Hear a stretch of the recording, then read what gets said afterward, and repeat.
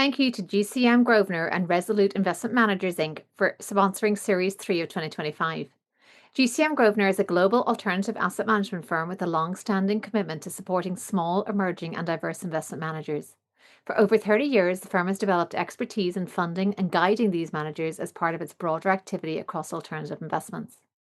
With over 20 billion in assets under management dedicated to small and emerging managers and 16 billion in assets under management dedicated to diverse managers, GCM Grosvenor leverages its experienced team, broad network and proprietary sourcing capabilities to support their success. Through the Small, Emerging and Diverse Manager Programme, the firm creates opportunities for investors to access a wide range of talent while seeking to drive strong returns and impact. Resolute Investment Managers Inc. is a diversified multi-affiliate asset management platform that partners with over 30 best-in-class affiliated and independent investment managers. Its unique platform delivers strategic value through a full suite of distribution, operational and administrative services available to affiliates and partners. The key belief that we've always had has been remembering that our main objective is about long-term sustainable investing. And by sustainable, I don't mean ESG focused. We've been talking about long-term sustainable investing long before ESG became the buzzword that it is. It's not talking about impact focus, but just that really basic definition that you're investing in a company that's still going to be there in 10 years' time. It's not going to have any nasty shocks because of concerns due to bad governance, bad environmental or social issues. But it's that bigger picture of sustainability rather than the link now that seems to be much more focused to the E particularly and the S and the G.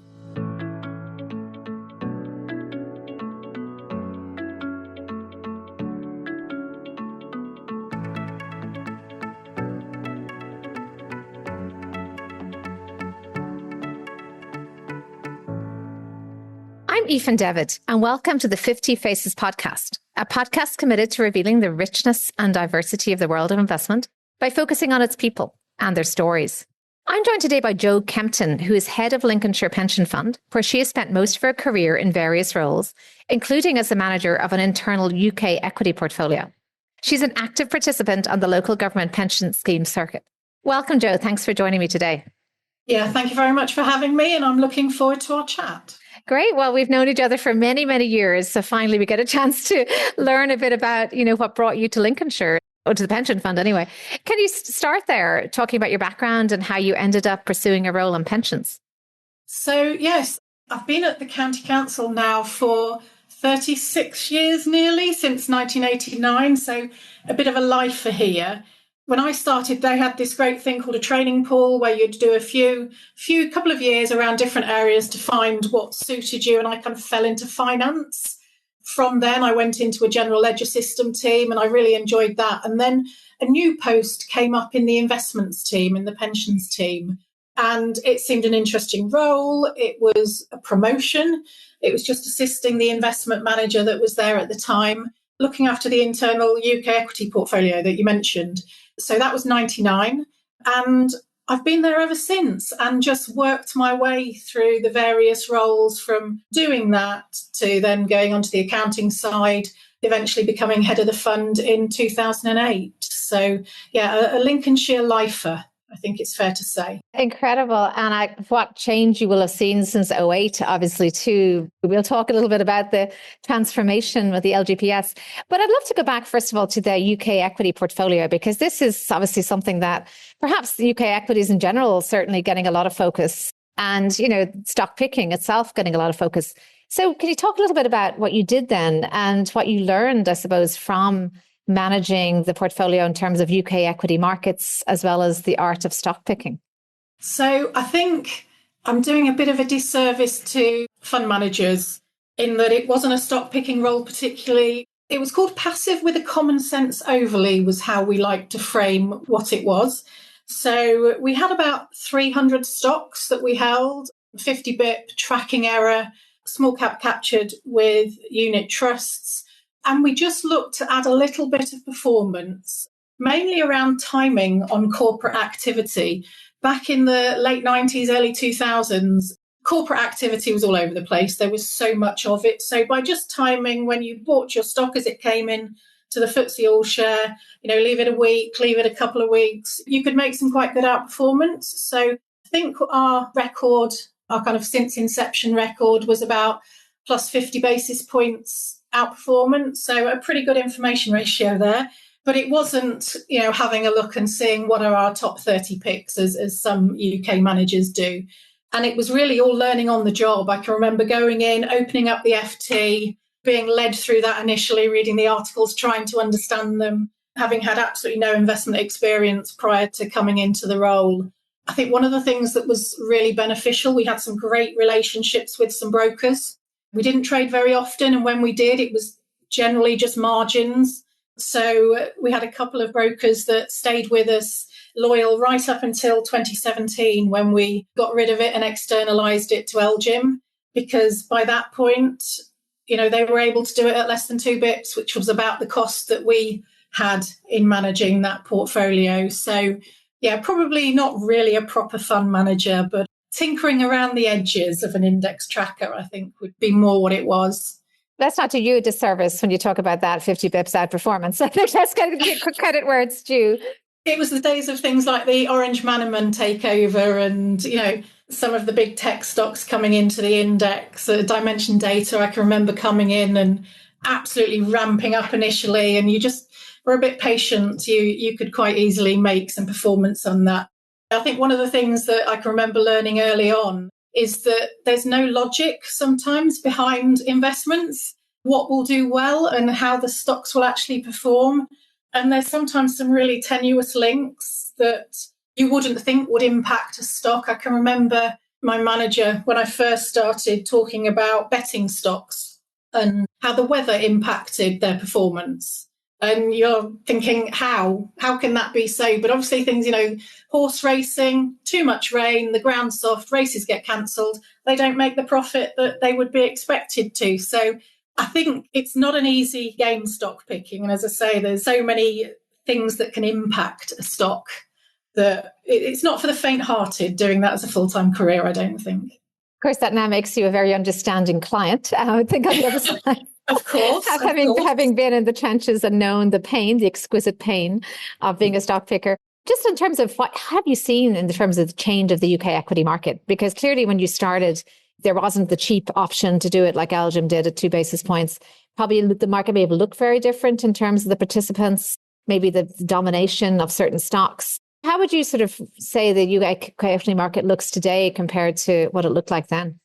In being perfectly honest, I don't look at the detail of investments to the same degree these days. So I very much rely on what our managers are now telling us, being, as the head of pensions, you have that more generalist role overseeing everything. So I've got to that place where I have a little bit of knowledge about a lot of things. But I think one of the key changes has just been that huge slowdown in corporate activity. I remember when we were doing it, it was still very dominated by kind of the top 20 stocks. I think there's been a lot more multinationals come in since I started. It's not particularly reflective of the UK economy. I think it was more reflective back then. And, there has just been that slow, steady decline in allocations, particularly from on the LGPS to UK equity, looking more globally. To say is understandable when there is HSBC a UK company. Is Shell a UK company? They just happen to be listed on the UK market. So I think they're probably a couple of the biggest changes that I've seen.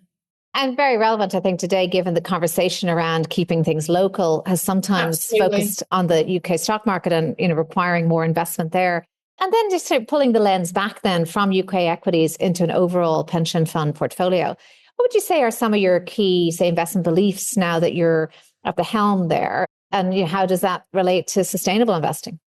So obviously our investment beliefs are set with the committee as our decision makers. So around the edges, they can change between when the membership changes at the committee.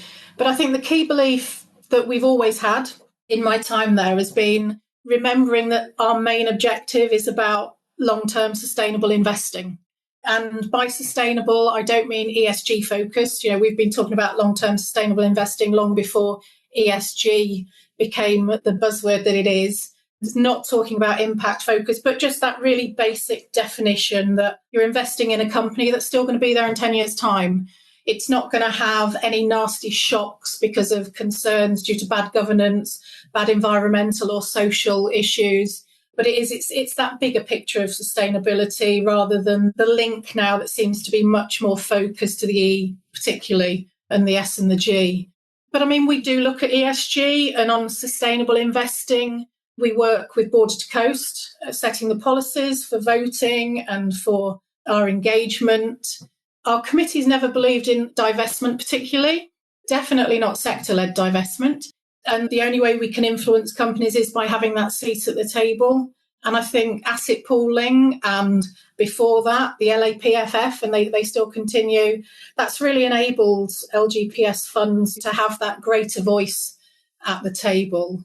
We've been signatories of the Stewardship Code for quite a number of years before the 2020 code came in and have been able to maintain that signatory status from the 2020 changes. But we're definitely not at the forefront when it comes to responsible investing. We're very much led by and with Border to Coast and our other partner funds. I think one issue with being a smaller fund, so we're only about 3.5 billion, or were at the end of March. Who knows where we might be at this point in time? But we don't have the resources internally. We don't have the ability to do all the work that Border to Coast can do and with all the collaboration that they do with other parties. So it is really important that we have that voice, that we're able to interact with companies to try and move them to better governed, better socially responsible practices, better environmental practices. But it has never been the leading thought that we have. It, as I say, it is that sustainable in the simpler definition that we've always looked to as our key investment belief. And that strikes me as the common sense definition as well, because in a way, how could that be controversial? Identifying sustainable investment targets. It doesn't seem that it could be controversial. And it's great also to hear how you really have, from the very beginning, been able to take advantage of the promise of pooling in terms of amplifying your voice. Just speaking about Lincolnshire on its own, just you mentioned the size. Anything about your, say, funding level, your asset allocation, because of course that is still set at the local level? It is at the moment, yes. So funding level, we're expecting at this valuation to be about 105% funded. So we aren't one of these headline funds that's, worrying about what are we going to do with all these surplus. We're in a very comfortable position. Cash flow wise, again, we're positive. So I know a lot of funds have tipped over that point now, but we still expect to be cash flow positive for the short to medium term. So our asset allocation is reasonably simple. We're 45% in equities. So that's dropped with the last strategic asset allocation review, reducing our equities. We were 55%. And that reduction has come on the UK side. Again, a common theme, I think, across LGPS funds. We've got a considerable amount in alternatives. We've been in private equity since the 90s. So we've been doing that for a very long time. We have a large allocation to all private markets now, including private debt and infrastructure. We've got a good allocation to property as well, and we've been increasing the global property side there and also residential. So that's an area that we've only just over the last few years been going into. I think, again, a growth area across the LGPS. Not specifically affordable, because again, it comes back to what our role is as a pension fund, making sure that we can pay those pensions. And I think the other key area is kind of the multi-asset credit. So we have a small amount in investment grade credit, no index linked bonds, no gilts, but multi-asset credit is probably the largest area of our fixed income allocation. And you've been doing this for some time. You've been an investor, you've been in markets, you've kind of probably seen a lot of offerings come your way and maybe passed on some and gone for others. Is there anything that you've deliberately kind of turned away from or resisted, thinking local, particularly investing maybe within Lincolnshire, impact investing? You said you're not in gilts, you haven't done LDI. Anything that you've kind of made a concerted decision to stay away from? So local investment is one of those.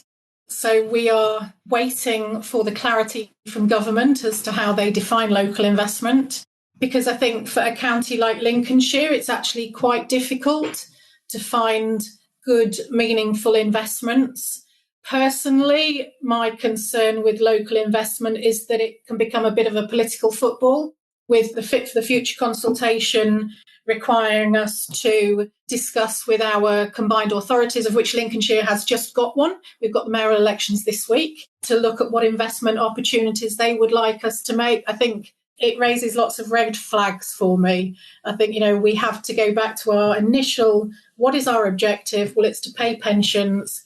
If actually some of these investments can be done by going to PWLB or different finance that requires a lower return that we will be requiring as a fund, that should surely, common sense again, would make that the first choice. So, it is coming. We will be required to consider it far more than we are now. But the hope is that local becomes UK and they keep that as the definition. And then we will work with Border to Coast and the managers that they work with to highlight opportunities. And hopefully we won't be too much of a go-between between our combined authority and the end investment, but just more of a signpost to where they can look to find someone to hear their investment ideas. Because again, a small fund, we do not have the ability to look through lots and lots of investment proposals, to do all that due diligence for what would potentially be a very small allocation. So it's managing that governance budget in the most appropriate way. And hopefully it will just be signposting them to Border to Coast to take on that battle. And just a final question on Lincolnshire and your role at the helm. We use the phrase fit for the future, and that's certainly what the government is using.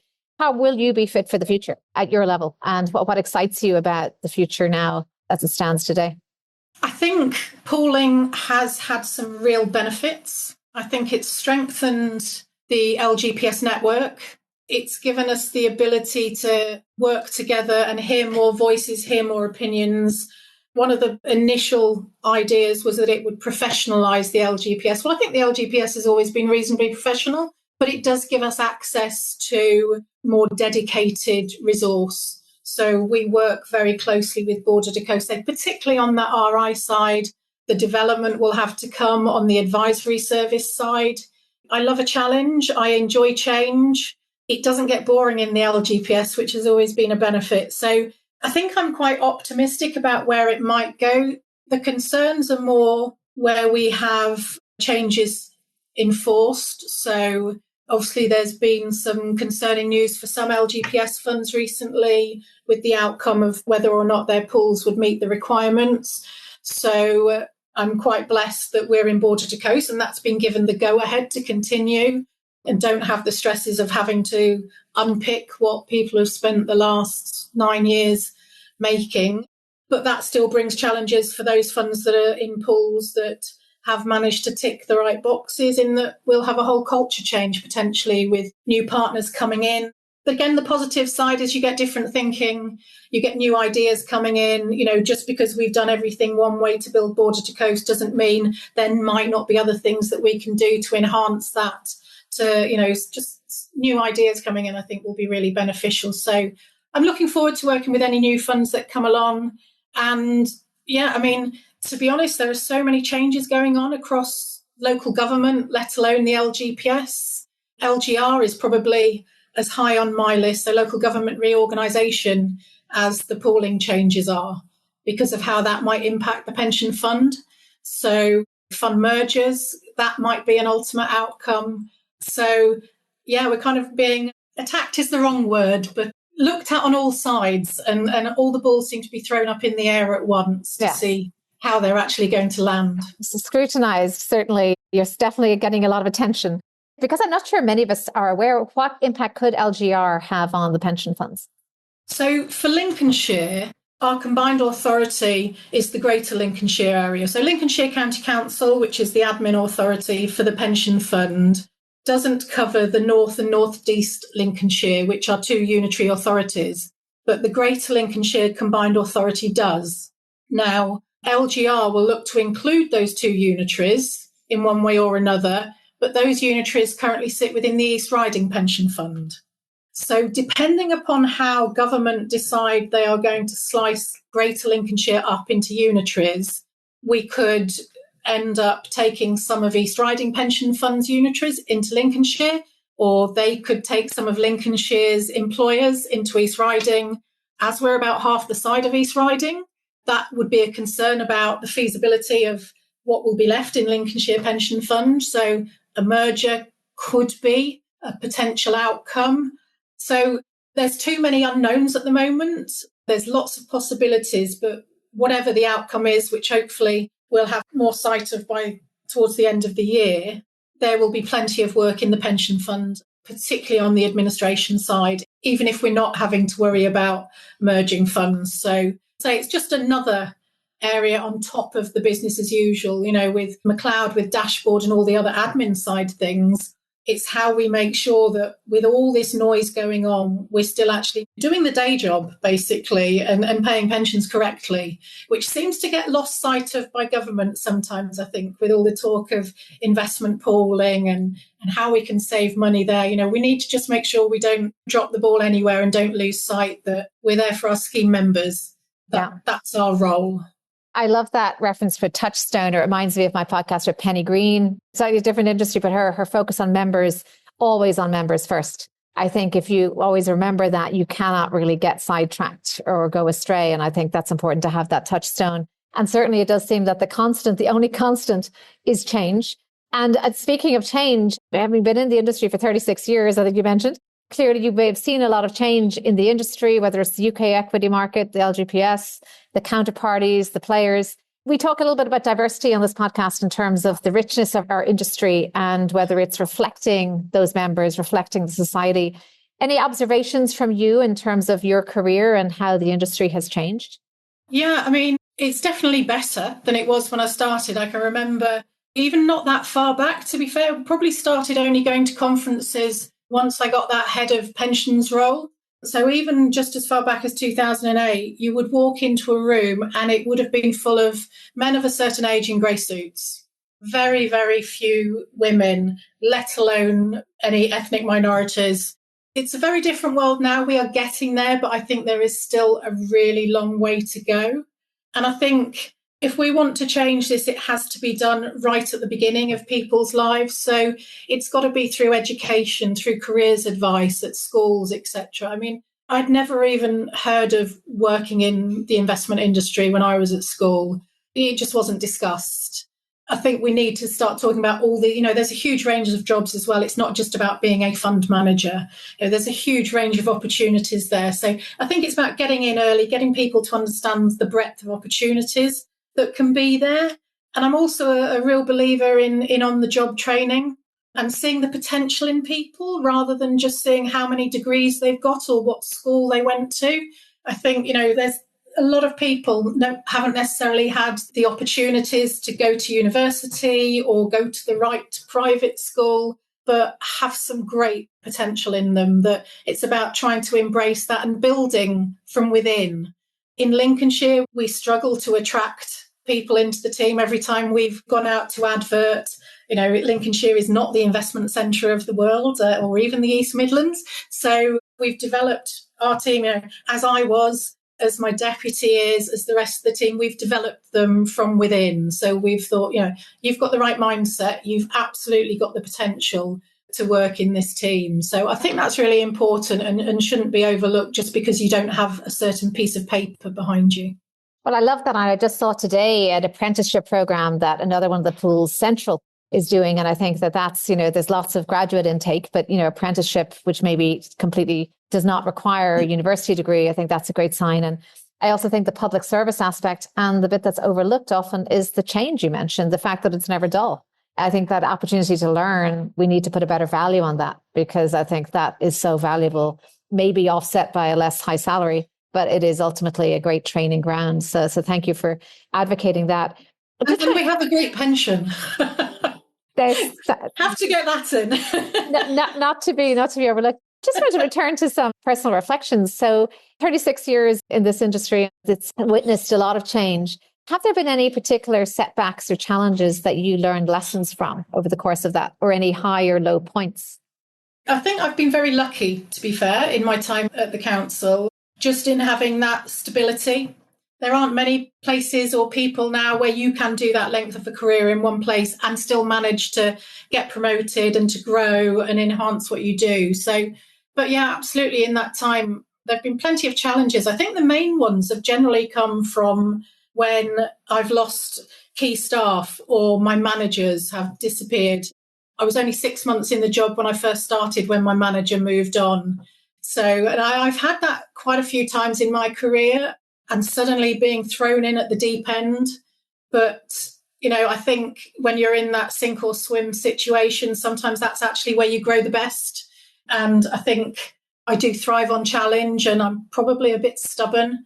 So I don't like to be beaten. So I think if I'm thrown into that situation, so far, every time I've managed to stay swimming and hold my breath with that one. I think there's definitely been some highs and some lows.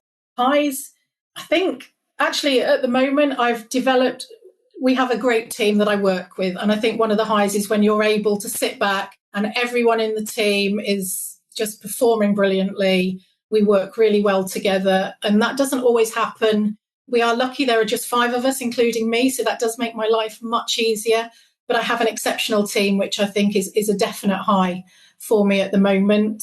Another high was probably 2019 when I won a few awards, but I was put forward by others. They weren't self-nominated. So to feel that you have that respect from your peers and colleagues was fabulous, very humbling.